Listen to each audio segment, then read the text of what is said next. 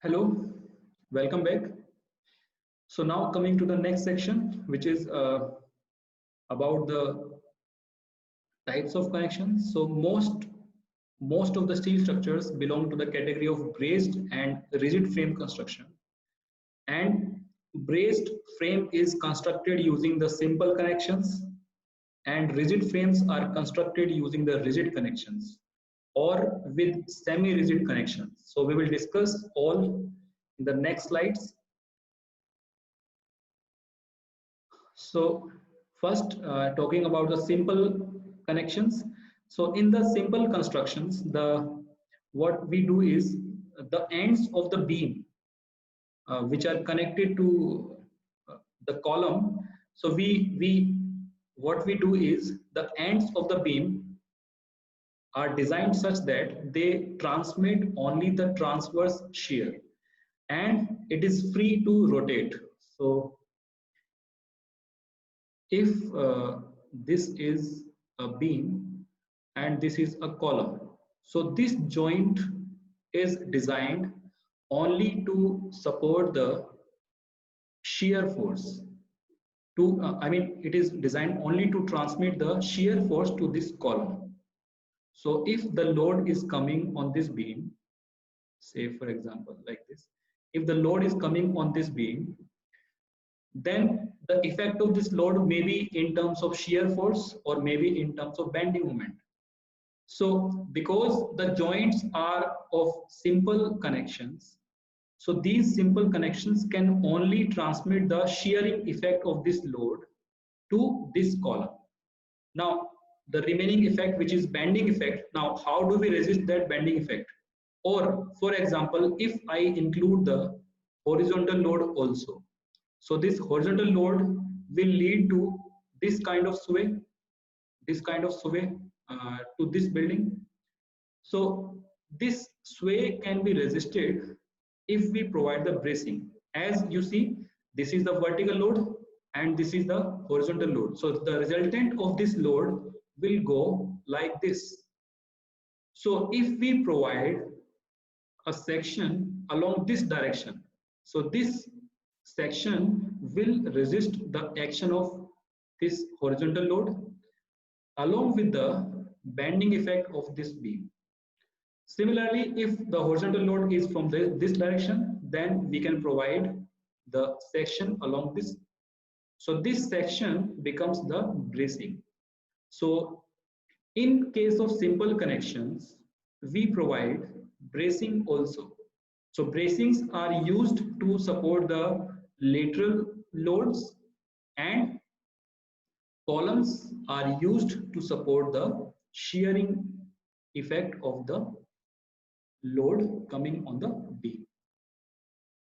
So there you can see there are some connections, simple connection example. This is the beam, this is the vertical column, and this angle is basically a cleat angle or seat angle, and it is basically connected with the flange of the beam and column, and that is why if the load is coming like this, it will transfer this load. But if the beam is rotating like this rotation cannot be resisted using these connections, and that is why we provide bracing to along with such connections. So these three are the example of simple connections. So these simple connections will only support the shearing force, but they will not be able to resist the rotation due to the load. So in such frames, the lateral force, now as I have shown this building earlier also, so there you can see this is basically the example of simple connections. So these buildings are having simple connections. These simple connections are also known as pin connections. So these pin connections only transfer the shear force from the beams. So now to resist the horizontal load, what can be done is we provide the bracings. So So these bracings are basically in the form of truss. You can see this bay, this this bay which is having bracing, this bay can be called as braced bay. Braced bay. So these braced bay can be provided along the periphery of the building like this. You can see here. So this is the bracing, and it is being provided here. It is being provided here along the periphery, and their main function is to resist the lateral load. And lateral load can be wind load or earthquake load. So for example, if load is coming from this direction, so to support this load, there are bracing in this direction. So these bracing will support this load. Similarly, if load is coming from this direction, so these bracing will not be able to support this load. So to support this load, we have this bracing, and this bracing. So these three bracing will support, will resist this load. Okay, so one major thing that we generally consider here is we provide bracing symmetrically. We provide bracing symmetrically. So like here you can see, if one bracing is there, one bracing is there. If you provide here, then you are providing here. So the arrangement of bracing is symmetric. So if you don't provide bracing symmetrically, say for example, if you are not providing bracing here, or if you are not providing bracing here, you are providing only here. So what will happen is when the load comes like this or like this, so this part of building will not move, but this part of building may try to rotate like this. So that is why if you don't provide bracing symmetrically, then the building may get twisted because of the horizontal or lateral load. Similarly, some bracing cores are also provided in some structures. In case of concrete, this bracing can be replaced by shear wall that I have shown you in the previous slides, and in the next slide also I will show you the same. So there you can see, if we compare with the concrete structures, so these shear wall are acting here to resist the horizontal load. Similarly, if we are designing a steel building, then there you can see these are the bracings for the steel building. Okay, so this is how we can provide bracing system to resist the lateral load. So as these are the simple connections, the maximum floors that can be used for using the bracing system can be up to 5 floor. So bracing system can be used up to 5 floor. Similarly, then we have continuous constructions, I mean rigid connections.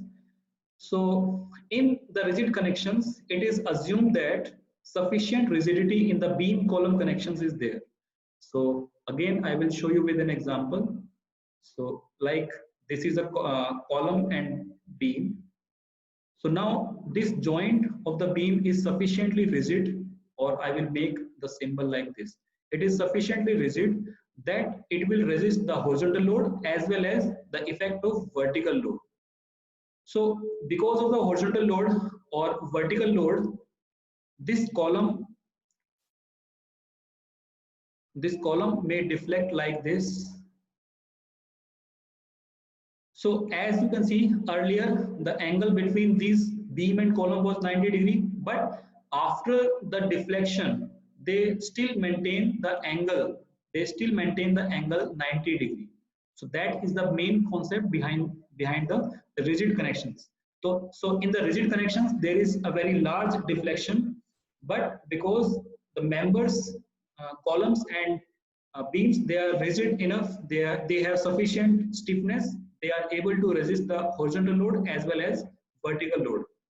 But in rigid connections, they experience large deflections. There you can see. This is the example of rigid joint building. So as there is no there is no bracing, so this building may deflect more, although it will not fail, but there will be more deflection, and that is why the limit of this story, limit of story in case of rigid connection building are limited, and they can be used up to 15-story building. More than 15-story, it may not be suitable, so we use them up to 15-story. If we want to increase their capacity, what we can do is we can use mixed construction. So mixed construction means we are using rigid connections as well as we are using the bracing system. So in that case, the capacity will be increased and the deflection will be decreased, and therefore the number of story can be increased. So this number of story may go up to 20 story. So above 20 story, there comes the high-rise building structure system. So in this lecture, I'm not covering high-rise building structure system. Maybe in some other video I will cover. So now coming to the third type of connection, which is called semi-rigid connections.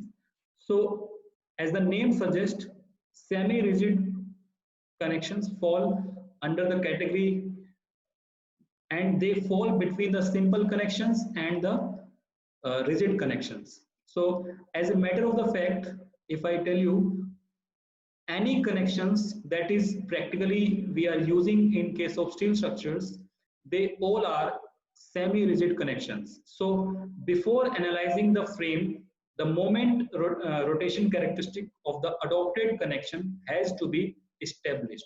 Now there is a new term which comes here, moment rotation characteristics. So again I will give you the same example.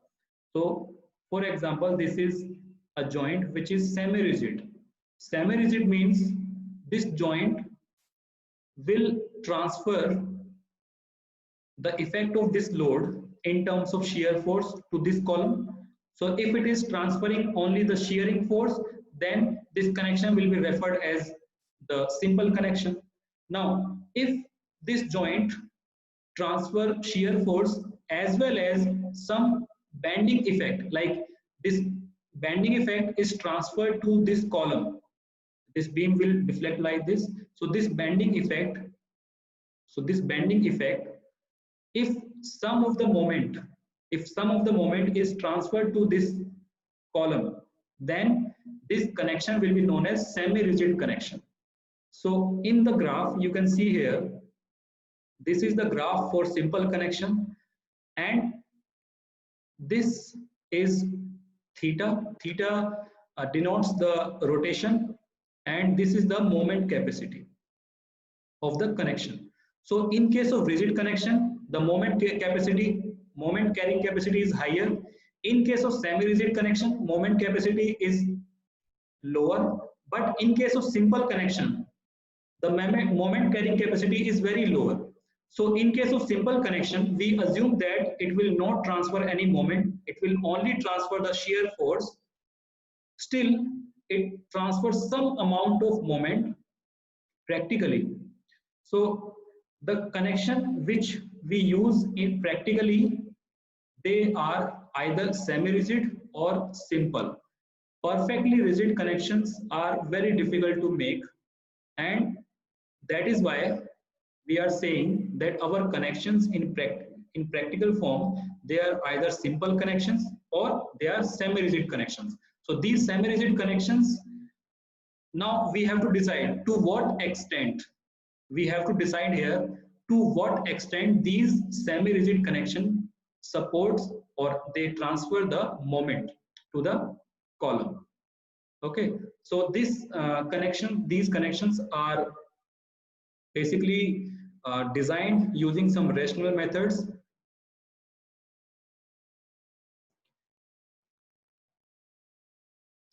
So in the next part, we will discuss about the structural integrity, analysis and design, and codes and specification which we will follow in this course. Thank you.